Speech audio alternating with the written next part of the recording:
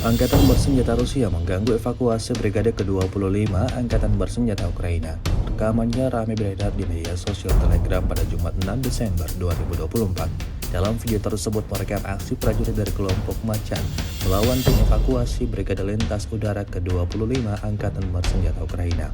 Setelah para prajurit Ukraina mendarat untuk mengevakuasi korban luka, pengangkut personel lapis baja mereka dihancurkan di tempat, meninggalkan musuh tanpa kesempatan untuk kembali. Angin kencang membuat seluruh rombongan sulit dikalahkan sekaligus. Sebuah granat yang jatuh di dekatnya menghantam beberapa lawan dengan pecahan peluru, menyebabkan kepanikan. Musuh mulai menyebar di antara pepohonan di dekat dan mencoba berlindung. Kelompok harimau mengakhiri masalah ini. Perwira Angkatan Bersenjata Ukraina yang berlindung ditemukan dan dieliminasi di Pokrovsky.